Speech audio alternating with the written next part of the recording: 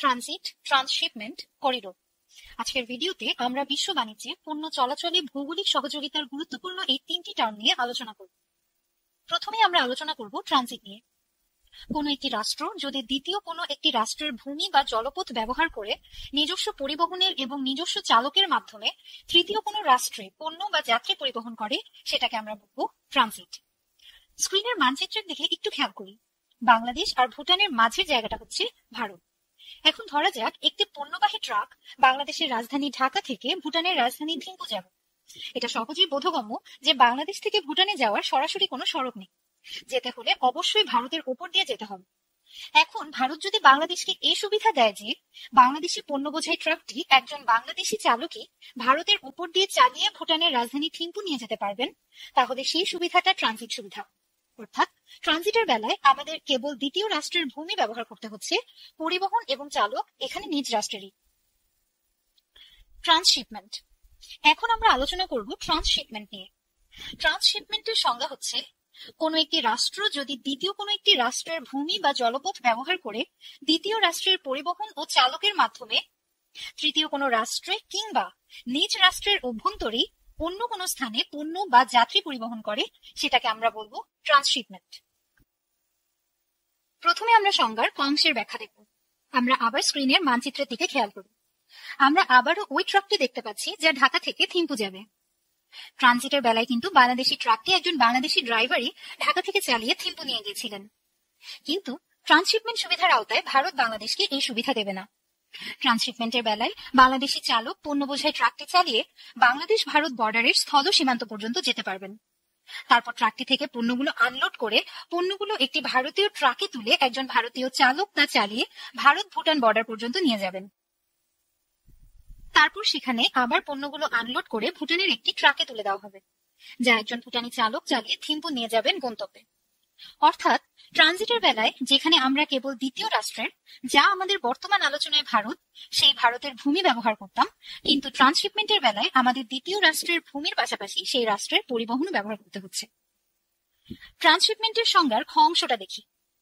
কোন একটি রাষ্ট্র ট্রান্সশিপমেন্টের মাধ্যমে দ্বিতীয় কোনো রাষ্ট্রের উপর দিয়ে পণ্য বা যাত্রী নিজ রাষ্ট্রের অভ্যন্তরে কোনো স্থানেও পরিবহন করতে পারে। আমরা স্ক্রিনের মানচিত্রের দিকে তাকাই। ভারতের পশ্চিমবঙ্গ আর পূর্বাঞ্চলীয় রাজ্যগুলোর মাঝে আছে বাংলাদেশ। তাই ভারত যদি কোনো পণ্য বোঝাই ট্রাক পশ্চিমবঙ্গ থেকে ধরা যাক ত্রিপুরা নিয়ে যেতে চায়, তাহলে কিন্তু ভারতকে সেই ট্রাকটি পশ্চিমবঙ্গ থেকে শিলিগুড়ি করিডোর দিয়ে ঘুরিয়ে মেঘালয় হয়ে বিশাল পথ ঘুরে ত্রিপুরা নিতে হবে। অথচ বাংলাদেশের মধ্য দিয়ে ট্রান্সশিপমেন্ট সুবিধার আওতায় নিয়ে যাওয়া হলে অনেক স্বল্প পথ অতিক্রম করে বাংলাদেশের মধ্য দিয়ে নিয়ে যাওয়া যেত। এখন এভাবে নিতে হলে কি করতে হবে? সর্বপ্রথম বাংলাদেশের ভারতকে ট্রান্সশিপমেন্ট সুবিধা দিতে হবে, যার আওতায় প্রথমে পণ্য বোঝাই ভারতীয় ট্রাকটি একজন ভারতীয় চালক যশোরের বেনাপোল বন্দর পর্যন্ত নিয়ে আসবেন।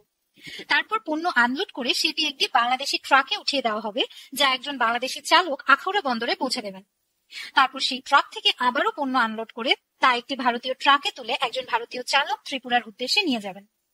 এখানেও প্রথম রাষ্ট্র ভারতকে দ্বিতীয় রাষ্ট্র বাংলাদেশের ভূমি এবং পরিবহন দুটি ব্যবহার করতে হচ্ছে। তাহলে ট্রানজিট ও ট্রান্সশিপমেন্টের মধ্যে মূল পার্থক্য কি? মূল পার্থক্য দুইটি। এক, ট্রান্সশিপমেন্টে পণ্য লোড আনলোড করে দুইবার গাড়ি পাল্টানোর ব্যাপার থাকে, যা ট্রানজিটে থাকে না। দুই, ট্রান্সশিপমেন্টে দুই বা ততোধিক রাষ্ট্রের সংশ্লিষ্টতা থাকতে পারে, যেখানে ট্রানজিটে অবশ্যই তিনটি রাষ্ট্রের সংশ্লিষ্টতা ছিল।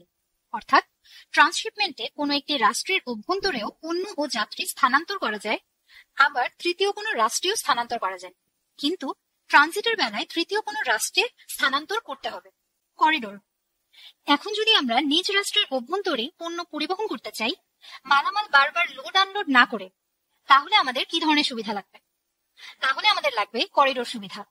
করিডোরের সংজ্ঞাটা হচ্ছে কোন একটি রাষ্ট্র যদি দ্বিতীয় কোনো একটি রাষ্ট্রের ভূমি বা জলপথ ব্যবহার করে নিজস্ব পরিবহনের মাধ্যমে নিজ রাষ্ট্রের অন্য কোনো স্থানে পণ্য বা যাত্রী পরিবহন করে, সেটাকে আমরা বলবো corridor.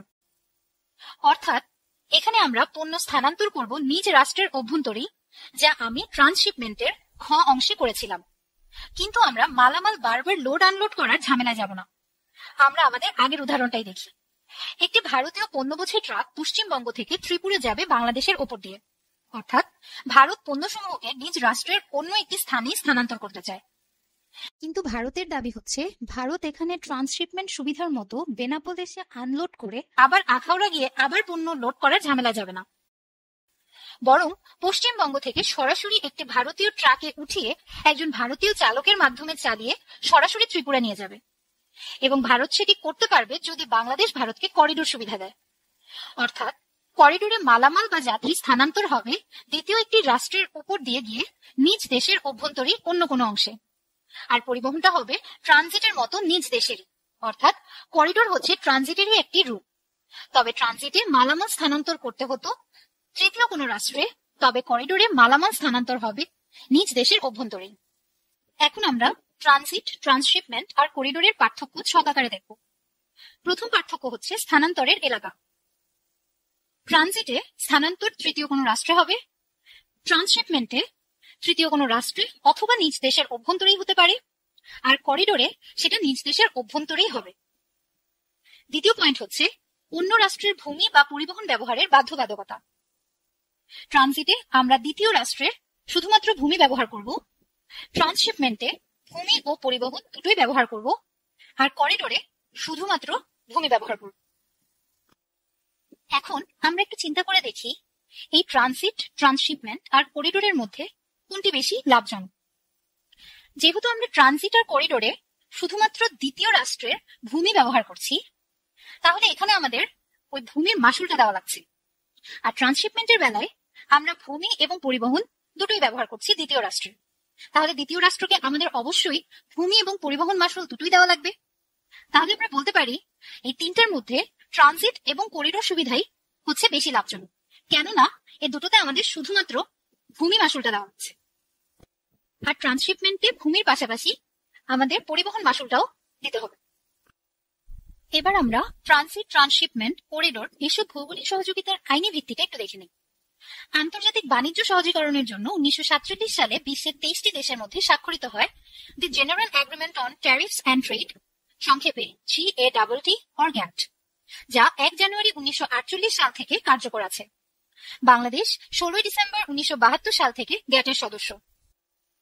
The general agreement on tariffs and trade article 2 তে বলা আছে, there shall be freedom of transit through the territory of each contracting party via the routes most convenient for international transit, for traffic in transit to or from the territory of other contracting parties.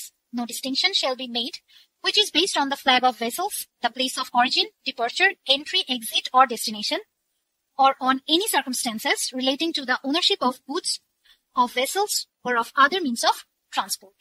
চুক্তিতে স্বাক্ষর করা প্রতিটি দেশের মধ্য দিয়ে ট্রানজিটের স্বাধীনতা থাকবে। ভিডিওটি ভালো লেগে থাকলে লাইক এবং শেয়ার করতে একদম ভুলবেন না। সবার আগে যদি আমাদের ভিডিও দেখতে চান তাহলে ফেসবুকে BCS এক্সপ্রেস পেজের ফলো অপশনে গিয়ে পেজটিকে ফেভারিটস এবং আমাদের ইউটিউব চ্যানেলটিকে সাবস্ক্রাইব করে বেল আইকনটি চাপ দিয়ে রাখুন। ধন্যবাদ।